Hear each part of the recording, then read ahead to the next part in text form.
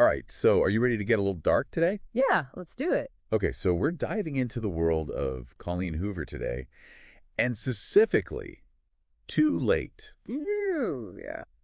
which is, I think, a little bit of a departure from some of her other, Yeah. really popular books like It Ends With Us and Verity. Yeah. A lot darker for sure. Yeah, so we're talking about suspense, obsession, survival, Mm.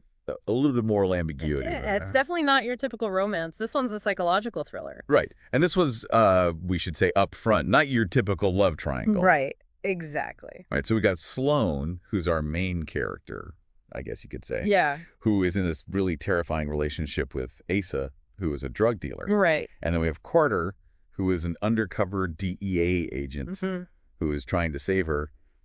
But none of these characters are, Yeah, they're all very complicated. simple, straightforward, easy to understand. Yeah, there are a lot of layers to unpack with each of them. Yeah, let's start with Sloan. So she's in this really terrible situation.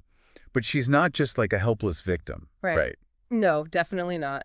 I mean, she is a victim of Asa's abuse, but she's also incredibly resilient and resourceful. She's constantly trying to find ways to survive and protect herself.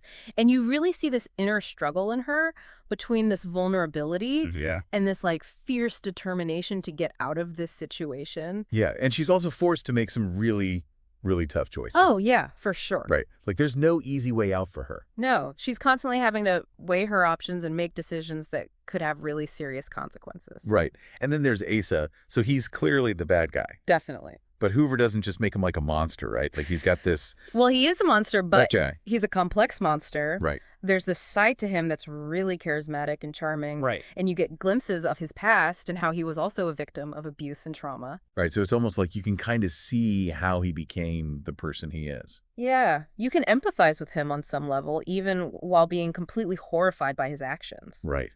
Okay. And then there's Carter, our kind of flawed hero. Yeah, he walks a fine line for sure. Right.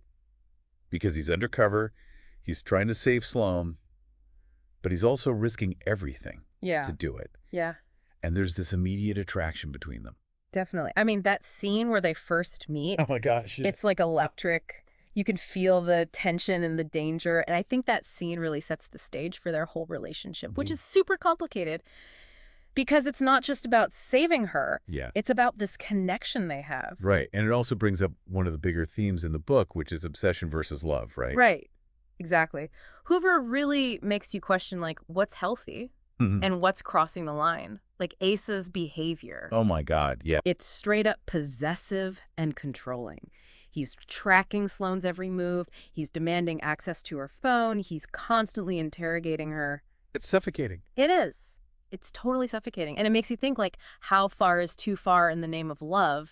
Right. And for Sloan, it's not even really about love anymore, right? Like she's just trying to survive. Exactly. It's about survival at this point. Every decision she makes could literally be life or death. Right. And then the book also makes you question like the morality of it all. Oh, for sure. Right. Like, is it okay for Sloan to lie to Asa to protect herself? Right, right. Is it okay for Carter to get emotionally involved with someone he's supposed to be investigating? Right. And these are really tough questions. There are no easy answers. Right. It's like there's no good guys and bad guys necessarily. Yeah, Case is pretty clearly a bad guy.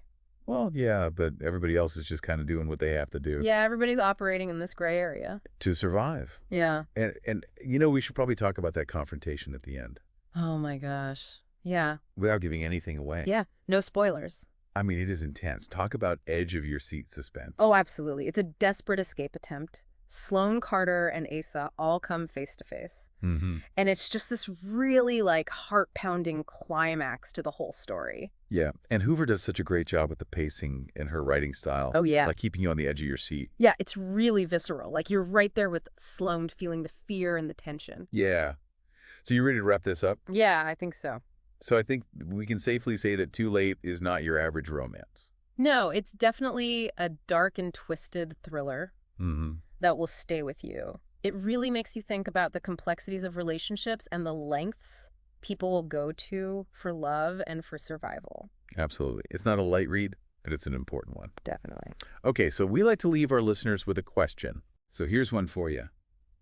How do you think Hoover's portrayal of obsession in Too Late compares to or differs from like typical romantic tropes that we see in other books and movies. Ooh, that's a good one. Yeah. So let us know what you think. Yeah, and be sure to check out our next deep dive where we'll be discussing. All right, we'll be back next week. See ya. Bye. Bye.